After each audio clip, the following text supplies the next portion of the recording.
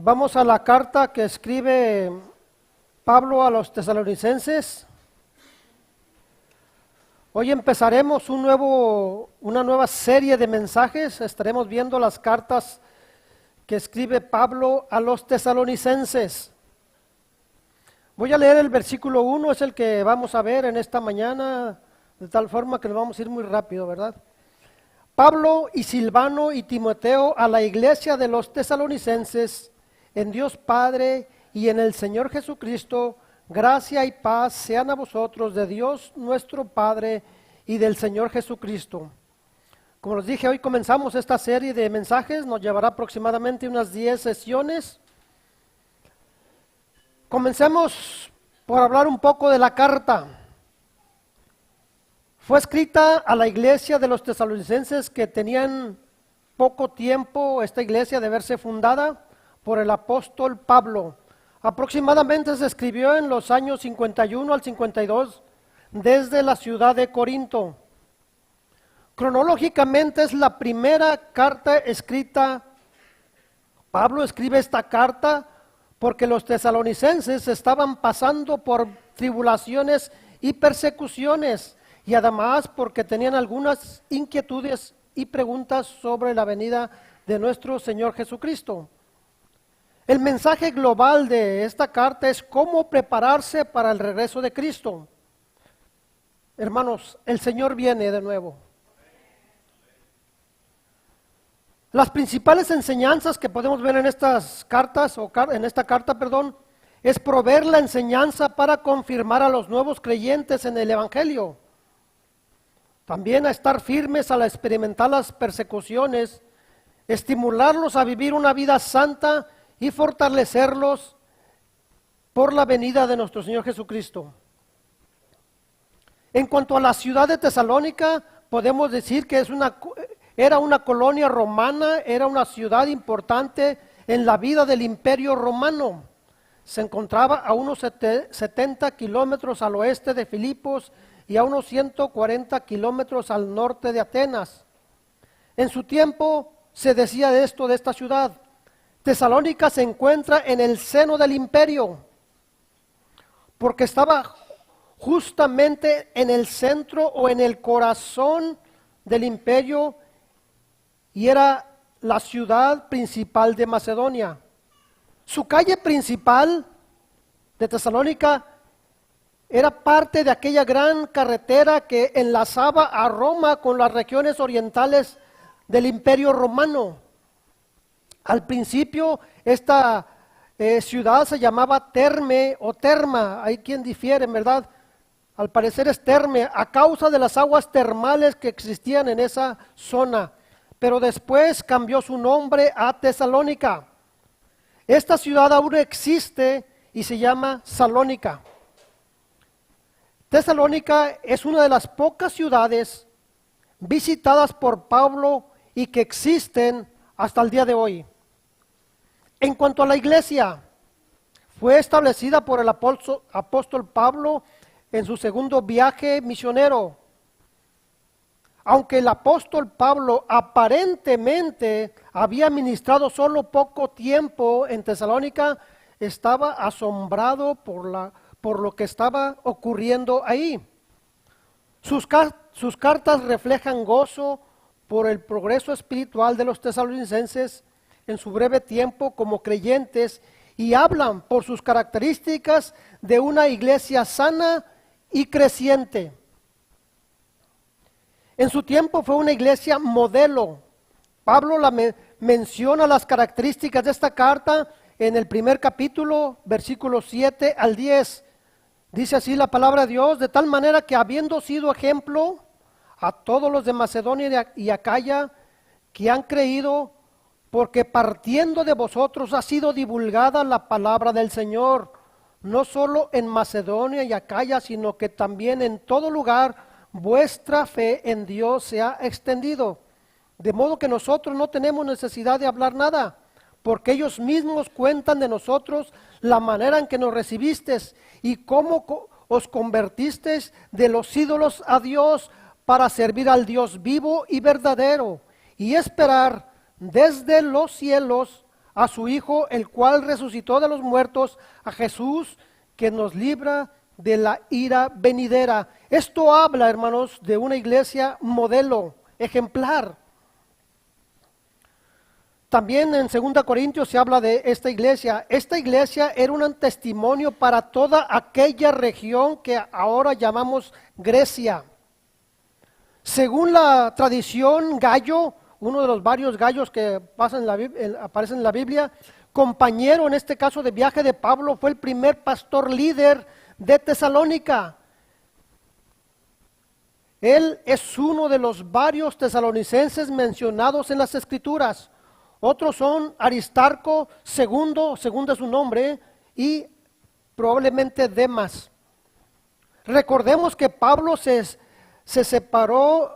Pablo y Bernabé se separaron en su segundo viaje misionero, según lo relata Hechos 15:36. Voy a leerlo.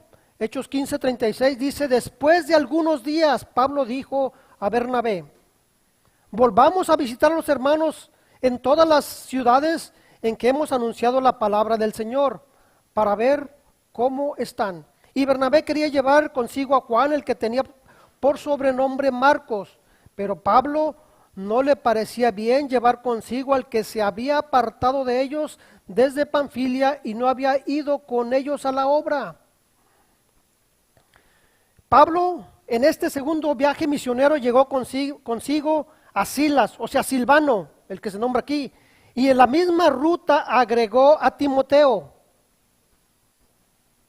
Se infiere que Lucas se agrega a este equipo misionero después de la visión de Troas. Su objetivo era visitar a los hermanos nuevamente de las iglesias de Galacia y después irse a Asia Menor, hoy conocida como Turquía. Pero en este segundo viaje misionero, el Espíritu de Dios le impidió dirigirse hacia el sur. Él trató de subir al norte hacia Bitinia, pero nuevamente el Espíritu de Dios se lo impidió. Así que no pudiendo ir al norte ni al sur, entonces se dirigió hacia el oeste y llegó a Troas, donde esperó recibir instrucciones. Tuvo la visión del varón macedonio y como resultado llegó hasta Filipos. Después Pablo fue a Tesalónica, como dice Hechos 17 del 1 al 4, y lo voy a leer. Dice así la palabra de Dios: pasando por Anfípolis y Apolonia, llegamos a Tesalónica, donde había una sinagoga de los judíos, y Pablo, como acostumbraba, fue a ellos. Por 3 días de reposo discutió con ellos, declarando y exponiendo por medio de las Escrituras que era necesario que el Cristo padeciese y resucitara de los muertos, y que Jesús, a quien yo anuncio, decía él, es el Cristo.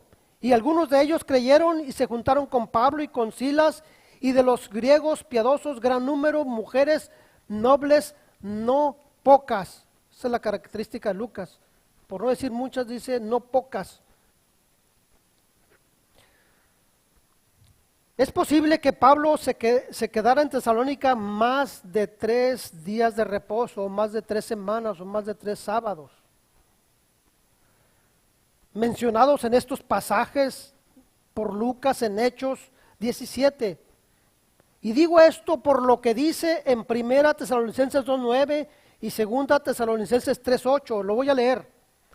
Dice: porque os acordáis, hermanos, de nuestro trabajo y fatiga, cómo trabajamos de noche y de día para no ser gravosos. A ninguno de vosotros os predicamos el evangelio de Dios. En 2 Tesalonicenses 3:8 dice casi lo mismo: ni comimos de balde el pan de nadie, sino que trabajamos con afán y fatiga día y noche para no ser gravosos a ninguno de vosotros. Si fuese menos de un mes, no había tenido la necesidad de decir esto, de ser carga a los hermanos. Entonces esto sugiere que Pablo tuvo un ministerio en Tesalónica fuera de la sinagoga, como lo hizo en Corinto. Y yo te voy a decir por qué. También cuando habla del cuidado pastoral profundo que dio Pablo a los primeros creyentes y del afecto igualmente profundo que se desarrolló entre ellos. Esto sugiere más tiempo y además se requiere de más enseñanza y tiempo para que llegasen a ser una iglesia modelo. Y esto no creo que se haga en menos de un mes. Simplemente cuánto tenemos nosotros. Luego tuvo que salir a Tesalónica a toda prisa debido a la gran oposición del evangelio. Fue expulsado de la ciudad, descendió a Berea, pero hasta ahí le persiguió el enemigo. Entonces nuevamente fue obligado a retirarse y ahí dejó a Timoteo y a Silas en Berea. Pero él continuó su viaje hasta Atenas. Después de pasar algún tiempo en Atenas, continuó hasta Corintio. Y fue en Corintio donde Timoteo y Silas volvieron a reunirse con él. Y le trajeron un mensaje con noticias de los tesalonicenses, como dice en 1 Tesalonicenses 3:6. Pero cuando Timoteo volvió de vosotros a nosotros y nos dio buenas noticias de vuestra fe y amor, y que siempre nos recordáis con cariño, deseando vernos, como también nosotros a vosotros. En este regreso Timoteo también trajo a Pablo algunas inquietudes o quizás algunas preguntas sobre problemas o preocupaciones de los creyentes de Tesalónica. Así que Pablo escribió esta primera carta en respuesta a sus inquietudes o quizás preguntas para instruirles más detalladamente y transmitirles el consuelo y ánimo que necesitaban estos hermanos. En el tiempo que Pablo había estado en Tesalónica, lo más probable es, por lo que leemos, es que había enseñado sobre algunas o quizás muchas doctrinas de la iglesia, incluyendo el arrebatamiento de la iglesia y la segunda venida de Cristo. Obviamente, el apóstol había enfatizado en la segunda venida de Cristo, pero durante el periodo de tiempo transcurrido desde que Pablo se había ido, algunos creyentes de Tesalónica probablemente habían muerto. Y ello probablemente provocó las preguntas en la mente de los tesalonicenses en cuanto a si esos creyentes estarían presentes en el arrebatamiento o no.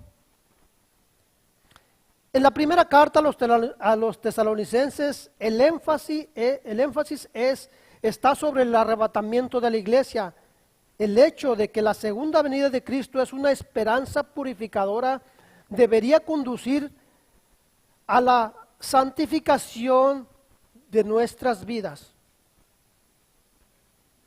Así que esta esperanza tenía que tener un efecto purificador en sus lectores, pero también en nosotros. Primera de Juan 3:3 dice: y todo aquel que tiene esta esperanza puesta en él, se purifica a sí mismo, así como él es puro.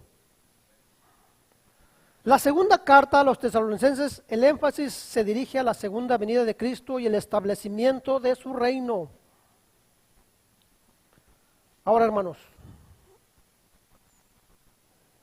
el rapto de la iglesia y la segunda venida son dos eventos diferentes, separados por lo mínimo 7 años.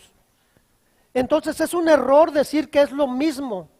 Son dos cosas diferentes. Entre las dos está la semana 70 de Daniel, que se llama la tribulación y que dura 7 años. Entonces, por lo mínimo hay 7 años de separación de que Cristo viene por su iglesia y de que después viene en lo que llamamos la segunda venida. No debemos de confundirnos con eso. Comenzando con el versículo 1. El título del mensaje: preparándonos para el regreso de Cristo. La proposición, la idea central o lo que queremos entender en esta mañana es lo siguiente: Dios demanda humildad en sus siervos. Esta vendrá por entender nuestra posición con Él y apropiarnos de su gracia para obtener la paz que necesitamos. Lo voy a repetir: Dios demanda humildad de sus siervos.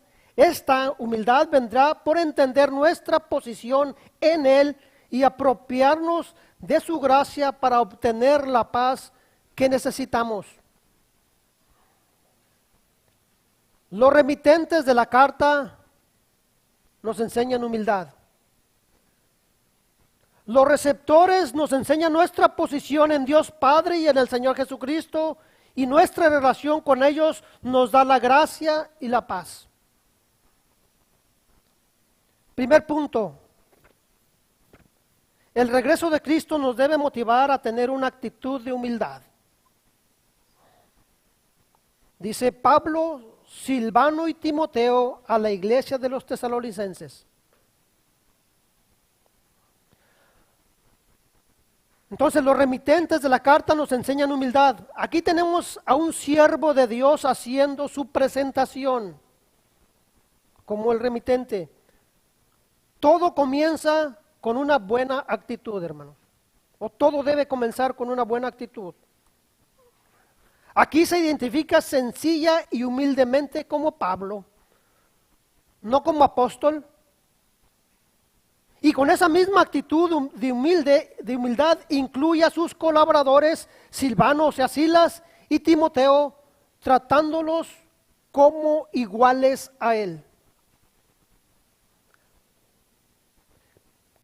Pablo en su carta por lo general iniciaba mencionándose como remitente. En esta carta es algo característico de las otras epístolas de Pablo, pero hay algunas diferencias en las que necesitamos poner atención. Pablo incluye a Silas y a Timoteo en su saludo. Esto se distingue un poco de las otras cartas, en que no menciona su credencial como apóstol. Por ejemplo, en Romanos 1:1 dice Pablo, siervo de Jesucristo, llamado a ser apóstol para el Evangelio de Dios. Gálatas 1:1 dice Pablo, apóstol, no de hombres ni por hombres, sino por Jesucristo y por Dios el Padre, que le resucitó de los muertos.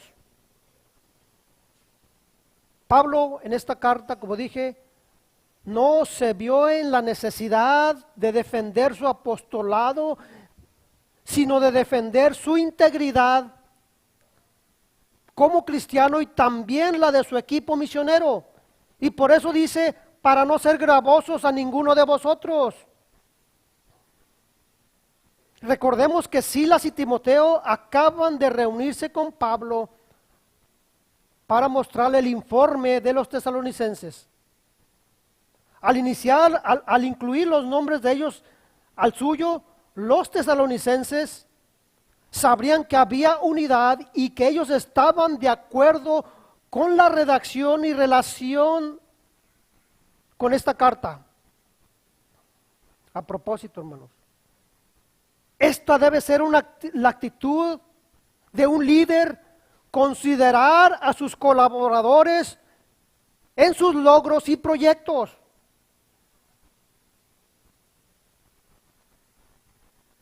Recordemos, el ministerio no es de una persona, es de un equipo. Pablo llega a usar el plural a través de la mayor parte de esta carta para indicar que todo lo que se redactaba era compartido y aprobado por Silvano y Timoteo. Ahora la pregunta para nosotros, hermanos: ¿lo que usted hace es aprobado por sus colaboradores? ¿O es usted sabio en su propia opinión? Es decir, ¿lo hace por su propia cuenta? O quizás se involucra nada más a aquellos que le dan por su lado, para que le digan que todo está bien.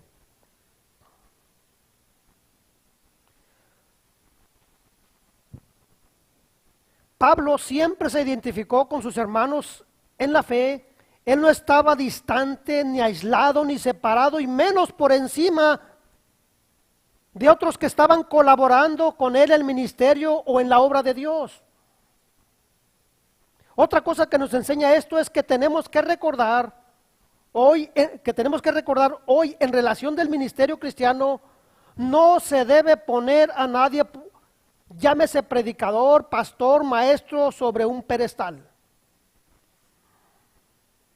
Donde quiera hay creyentes, hermanos, que se endiosan con el hombre, y llámese pastor, maestro, predicador, de que los hay, hermanos. Son hombres como cada uno de nosotros, no son Dios.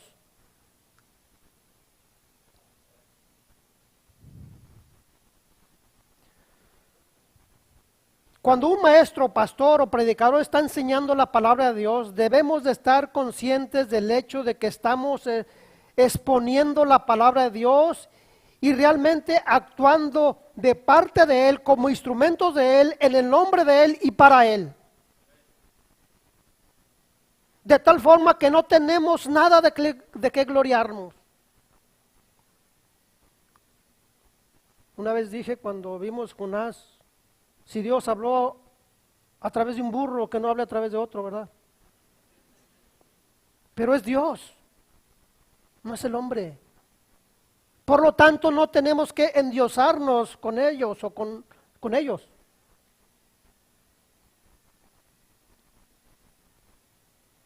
Por eso hay veces que, voy a usar la palabra, me repatea. Que de repente viene alguien, hermano, usted que está tan cerca de Dios. Eso no es cierto, hermanos. Todos tenemos el mismo acceso. De que usted no lo eche mano de Él es otra cosa. Somos iguales, somos hijos de Dios. No hay más hijo de Dios que el otro. Y tenemos acceso directo al cielo. Otra cosa es que usted no se ejercite en eso. Pero no salga con esas palabras.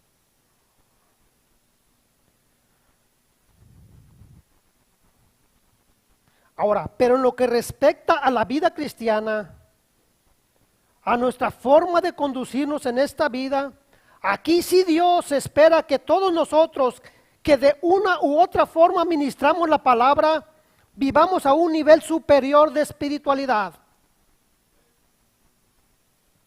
de testimonio, de la forma de conducirnos con los hermanos y con los de afuera. Eso es lo que sí demanda Dios de los que de una u otra forma participamos de la palabra de Dios. Y esto incluye a discipuladores y maestros de niños.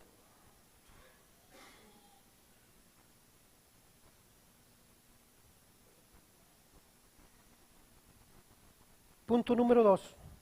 El regreso de Cristo nos debe motivar a aplicar nuestra posición. Dice, a la iglesia de los tesalonicenses en Dios Padre y en el Señor Jesucristo. Los receptores nos enseñan nuestra posición en el Padre y en Cristo. Hermanos, en esta iglesia de Tesalónica quizás ellos tenían un estilo de vida poco diferente o enfrentaban problemas diferentes a los de las otras iglesias, pero tenían la misma relación vital con Dios Padre y con el Señor Jesucristo. Es interesante que no aparece esta frase en las otras epístolas de Pablo, porque quizá como esta fue su primer carta que escribió el apóstol, y por eso expresó una sola vez esta idea y ya no la volvió a tocar. Entendamos que cualquier creyente que está en Cristo Jesús también está en Dios Padre. Y esta es ciertísimamente una posición privilegiada, hermanos. En Él somos, en Él nos movemos, en Él estamos. O un lugar seguro para estar. En realidad, el lugar más seguro que cualquier otro que podemos estar, hermanos. La pregunta para nosotros, ¿está usted en Cristo? Usted que nos visita, ¿tiene a Cristo en su corazón? ¿Está usted en Él y Él está en usted?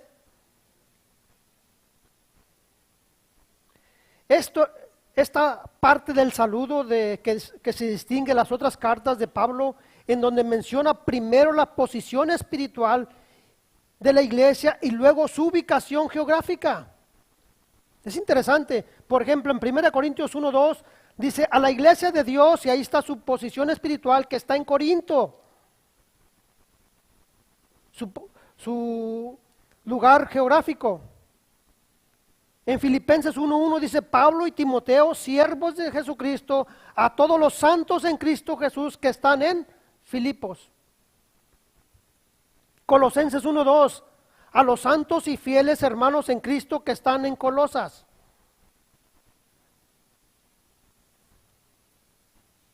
La enseñanza es que los que estamos en Cristo estamos en el Padre también. Esta es nuestra posición. En Efesios dice que nos hizo tiempo pasado en los lugares celestiales con Cristo Jesús. Estamos en Él. Juan 17:21 dice, para que todos sean uno, como tú, oh Padre, en mí y yo en ti, que también ellos sean uno en nosotros. ¿Para qué? ¿Para qué? Para que el mundo crea que tú me enviaste. Esta es nuestra posición. El apóstol reflexionó sobre la naturaleza de la iglesia con una expresión algo inusual en Dios Padre y el Señor Jesucristo, para demostrar nuestra posición y nuestra unión vital que tenemos con Dios el Padre y con Cristo. Entendamos esta verdad. Hay una unión espiritual indivisible entre Cristo y los suyos, entre Cristo y nosotros, que no se puede dividir ya. Gracias a Dios.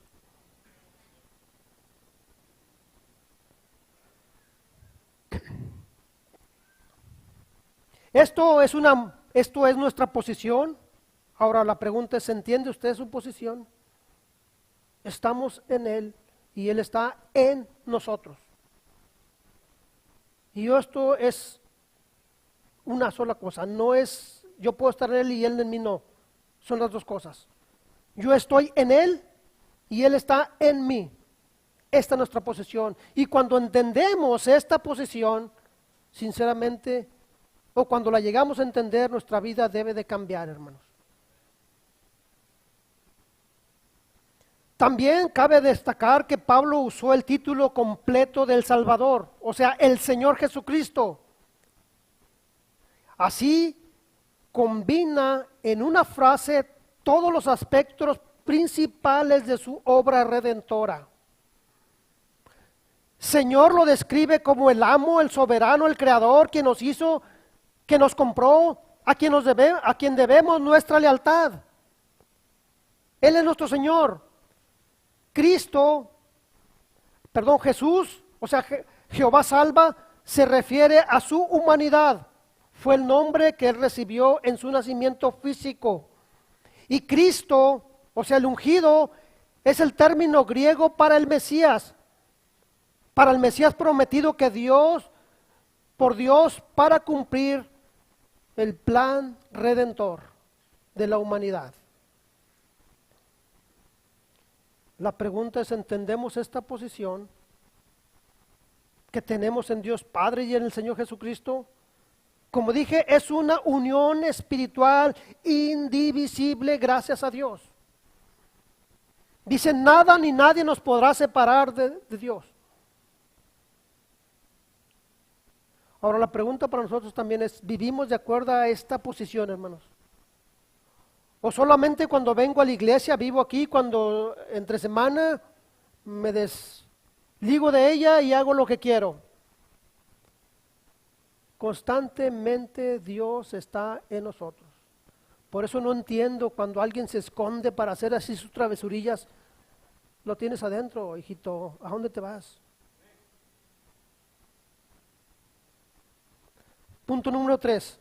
El regreso de Cristo nos debe motivar a ejercitarnos en la gracia de Dios.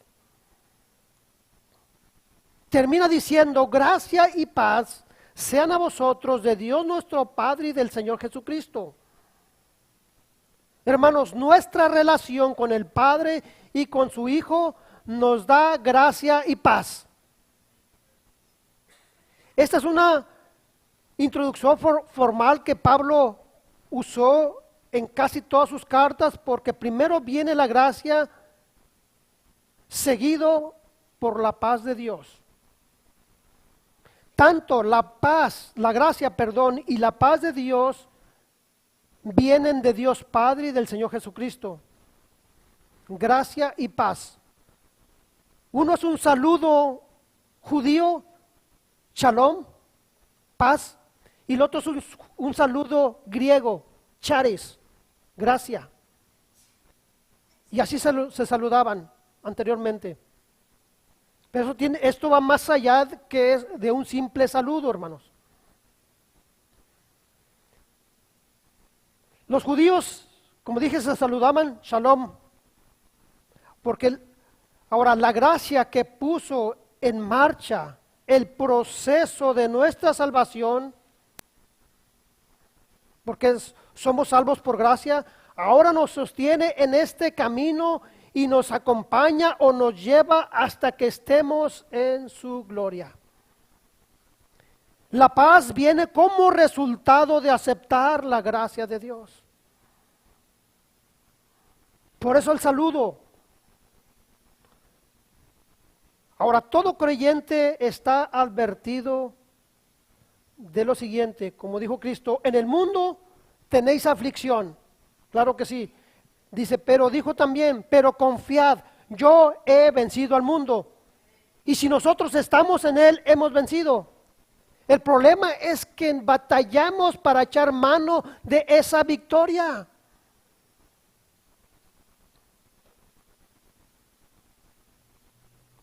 Por lo tanto, la paz de Dios nos da, no es una paz que dependa de las circunstancias que nos rodean.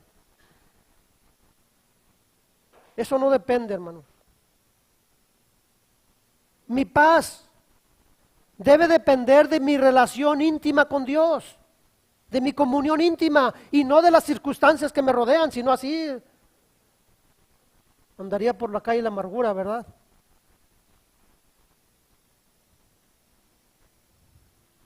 En Isaías 26:3, muchos lo sabemos de memoria, dice, tú guardarás en completa paz aquel cuyo pensamiento en ti persevera, porque en ti ha confiado. Un creyente puede estar rodeado de problemas y aflicciones y estar en paz con Dios. Pablo escribe la carta del gozo en una prisión, sufriendo circunstancias adversas tremendas, y escribe la carta del gozo, que es Filipenses. Estaba en una situación, en circunstancias muy difíciles. Sin embargo, él ahí escribe la carta del gozo. Por eso Pablo casi siempre las menciona como un saludo, porque la gracia y la paz son esenciales en la iglesia y en cada uno de nosotros.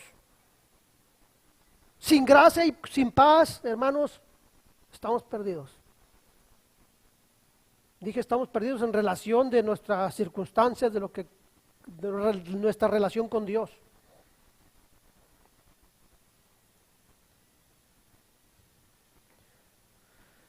Por eso Pablo casi siempre las menciona, como dije en su saludo. Pablo une la gracia de Dios con la paz de Dios, y tiene que ser este orden.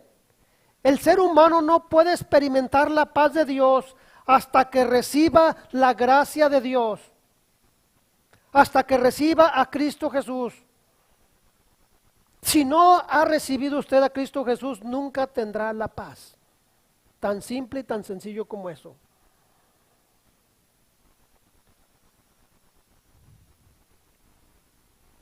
Ahora la pregunta es, usted que nos visita, ¿le gustaría a usted recibir la gracia de Dios? ¿Le gustaría a usted recibir a Cristo Jesús?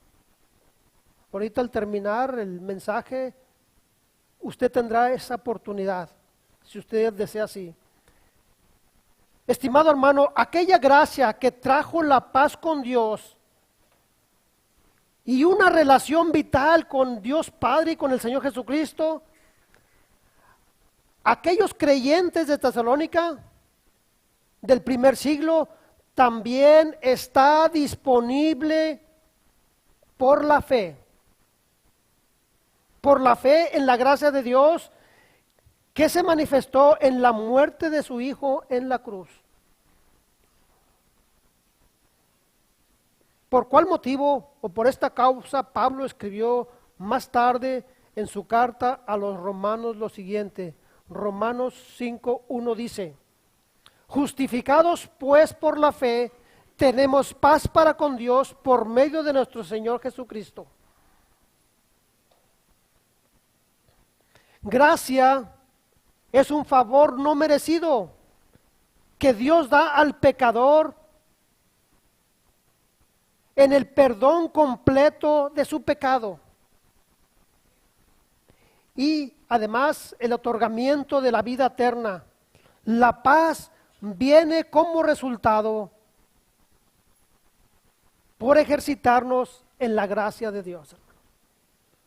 No se puede al revés. No vas a tener paz si no echas mano de la gracia de Dios. Conclusión.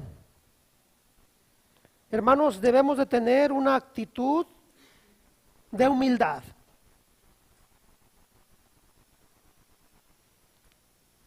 ¿Qué es la humildad? Filipenses lo dice, lo sabemos. Nada hagáis por contienda o por vanagloria, antes bien con humildad, estimando a los demás como superiores a uno mismo. No sintiéndose más que los otros, en pocas palabras. Y por la posición que tenemos en Cristo, esto nos enseña a apropiarnos de su gracia y obtener la paz que necesitamos. En estos tiempos hay muchas inquietudes. La gente no tiene la paz porque no ha recibido a nuestro Señor Jesucristo. Dice Juan, de su plenitud tomamos todos, gracia sobre gracia, y la gracia está disponible para todo aquel que cree, que en Él cree. Vamos a orar.